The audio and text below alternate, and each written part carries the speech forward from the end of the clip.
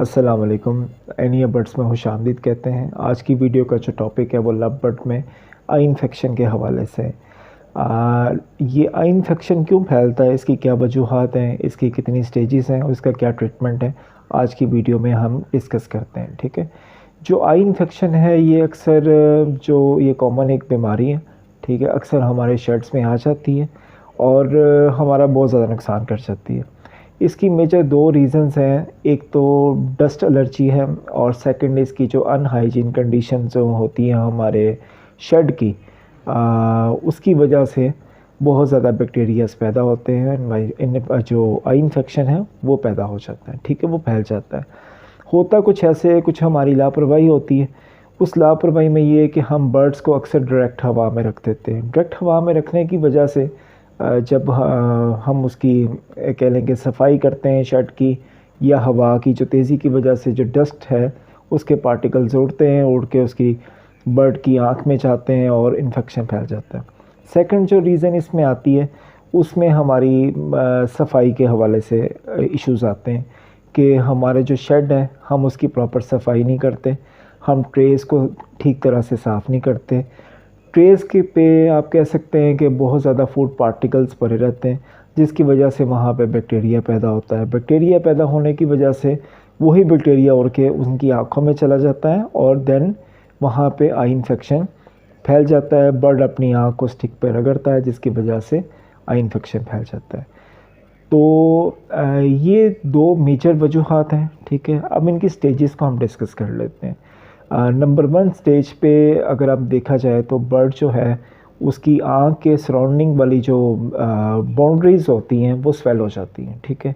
और उसकी जो सराउंडिंग वाली जो स्किन होती है रेड कलर की, वो ज़रा ऊपर के बाहर आ जाती है क्योंकि स्वेलिंग की वजह से वो फूल जाती है, ठीक है। सेकंड स्टेज में जो स्वेलिंग के साथ जो है ना हमारी बर्ड की आँख पे एक ट्रांसपेरेंट टाइप जो है ना एक लेयर टाइप बन जाती हैं। उस लेयर की वजह से आप देख सकते हैं कि बर्ड बहुत ज़्यादा स्ट्रेस में जाना शुरू हो जाता है।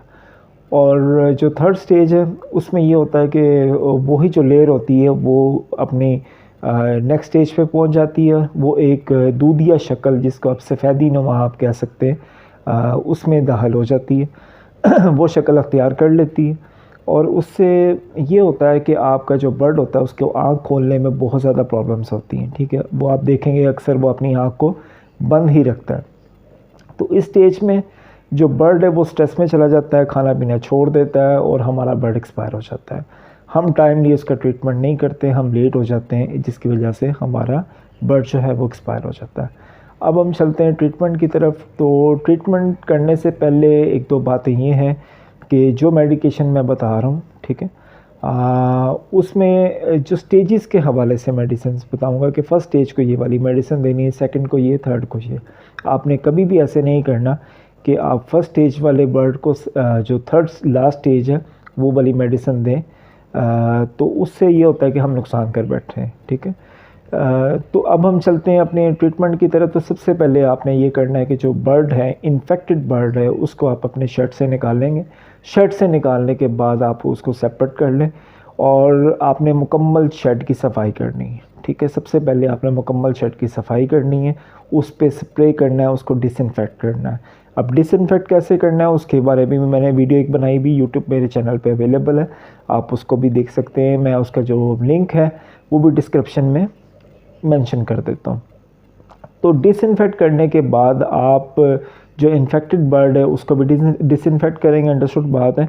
तो उसके बाद आपने करना कुछ ऐसे है कि अर्के गुलाब लेना है, ठीक है। अर्के गुलाब लेके आपने उसको उसकी आँख पे स्प्रे करना है और एक डेक्सा क्लोर के नाम से आई ड्रॉप्स आते हैं जो कि आप पिक में देख सकते हैं, ठीक है। ये इतने कोई कॉस्टली नहीं होते, इतने कोई एक्सपेंसिव नहीं होते, ये एक नॉर्मल प्राइस में मिल जाते हैं और ये आप कह लें कि इनिशियल स्टेज के लिए दी बेस्ट है, ठीक है।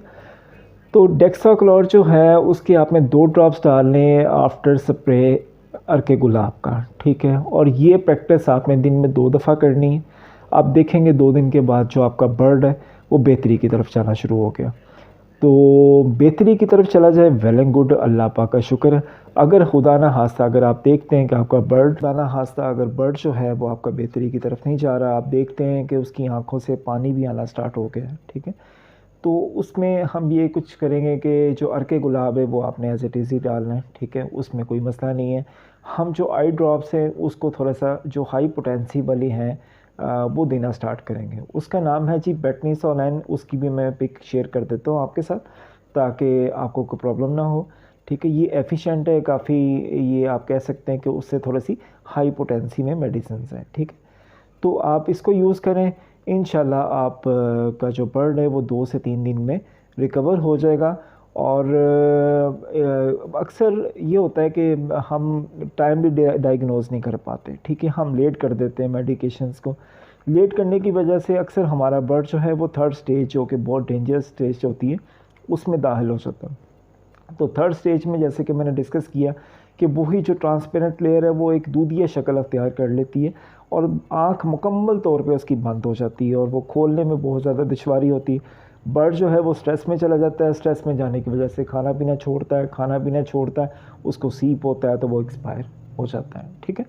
तो उसके लिए आपने ये करना है जनाब के मेडिकेशन जो ड्रॉप्स हैं, आई ड्रॉप्स, आपने यही यूज़ करने, बट उसके साथ हम एंटीबायोटिक का भी इस्तेमाल करेंगे। एंटीबायोटिक आपने क्या करना है कि टाइलोडॉक्स होता है, ज़बरदस्त एंटीबायोटिक है, वो 1/2 ग्राम आप उसके पानी वाले पॉट में मिक्स करेंगे डेली और 7 डेज़ तक आपने इसको यूज़ करना है।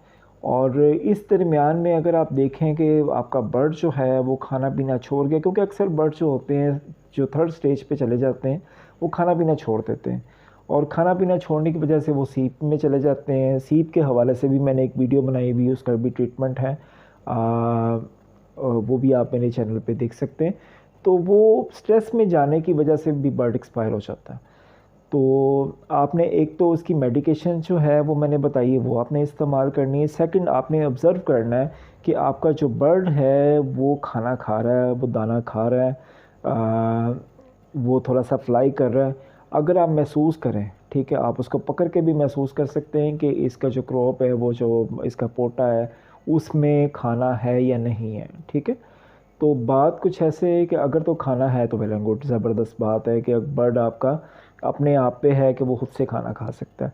अगर खुदा ना खास्ता आप देखते हैं कि उसके जो खाना पीना उसने छोड़ दिया हुआ है और स्ट्रेस में चला गया और वो आँखें बंद करके बैठा हुआ है, तो आपको सबसे पहले इमीडिएटली बेस पे उसको हैंड फीड करवानी है, ठीक है। हैंड फीड में जो आपने वाटर यूज़ करना है वो आप कह सकते हैं कि मेडिकेशंस वाला ही थोड़ा सा वाटर आप मिक्स कर लें। उसकी रीज़न ये है कि आपकी जो टेलोडॉक्स है एंटीबायोटिक वो भी उसमें शामिल हो जाएगा। सेकंड ये है कि आप उसमें थोड़ा सा स्पार्क को मिक्स करें और जिसकी वजह से जो बर्ड है वो स्ट्रेस से बाहर भी आ जाएगा और उसको एंटीबायोटिक की डोज भी चली जाएगी और उसके पेट में उसका खाना भी चला जाएगा, ठीक है। तो हैंड फीड के हवाले से अगर किसी को प्रॉब्लम्स आती हैं तो उसके भी मैंने वीडियो एक बनाई भी है, उसका भी मैं लिंक मेंशन कर देता हूँ, आप वहाँ से भी देख सकते हैं। तो ये वैसे अल्लाह पाक का शुक्र हो है कि ये थर्ड जो स्टेज है इसमें जाके भी बहुत से जो बर्ड्स हैं वो रिकवर हो जाते हैं। ट्रीटमेंट यही है, बेटनीसोलाइन है और आई ड्रॉप्स बेटनीसोलाइन है, उसके साथ अर्के गुलाब है और उसके साथ साथ आपने जो एंटीबायोटिक यूज़ करना है। और स्ट्रेस के लिए आप स्पार्क को यूज़ कर सकते हैं, सेमोस्ट्रेस को यूज़ कर सकते हैं। अगर तो वो ख़ुद दाना पानी कर रहा है तो वो तो इससे तो अच्छी बात ही कोई नहीं, तो फिर बर्ड जो है आपका 7 डेज़ में रिकवर हो सकता है, ठीक है। आपने यही वाला कोर्स 7 डेज़ यूज़ करना है और इंशाल्लाह जब आप देखें 7 डेज़ के बाद कि आपका बर्ड 100% रिकवर हो चुका है, तो बट यहाँ पे एक भी मैं दोबारा से आपसे रिपीट कर दूँ कि आपने उस बर्ड को दोबारा से शेड में अभी फिल वक्त के लिए नहीं लेके जाना। नेक्स्ट 15 डेज़ के लिए आपने उसको फिर से क्वारंटाइन करना है, उसको सेपरेट रखना है, अलग रखना है। जब आपकी तसल्ली हो जाए कि यार ये बर्ड अब 100% परफेक्ट है, फिर आप उसको शेड में लेके जाएं। इन 2 हफ्तों के दरमियान आपने 2 दफ़ा कम अज़ कम अपने शेड की दोबारा से सफाई करनी। सफाई करने के बाद उसको डिसइंफेक्ट करना है। बेसिकली सफाई तो हम रूटीन में ही वैसे तो करनी चाहिए, ये तो हमारा कह सकते हैं कि इस चीज़ का तो रूटीन का हिस्सा। तो बट जो डिसइंफेक्ट है वो हम अक्सर महीनों नहीं करते, ठीक है। तो जो डिसइंफेक्ट है वो हम अक्सर महीनों नहीं करते, तो ख़ास तौर पर जब ये ब्रीडिंग सीज़न शुरू होता है तो तब तो हम बिल्कुल ही नहीं करते।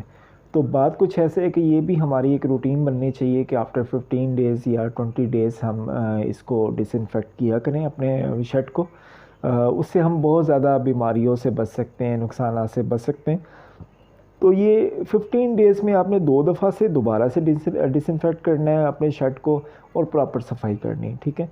तो ये एक जो आज की वीडियो में हमने डिस्कस किया है, इनकी वजूहात भी डिस्कस किए हैं, इनकी स्टेजेस भी डिस्कस किए हैं और उसके साथ साथ हमने आज इसका ट्रीटमेंट भी डिस्कस किया है। होप कि आपको ये मेरी वीडियो भी पसंद आई होगी और इंशाल्लाह ये बहुत से भाइयों को फ़ायदा भी देगी। तो अगर मेरी वीडियो में आपको अच्छी लगे तो काइंडली लाइक कीजिएगा और मेरे चैनल को सब्सक्राइब कीजिएगा। तो एनिया बर्ड की तरफ से खुदा हाफिज़। Thank you so much.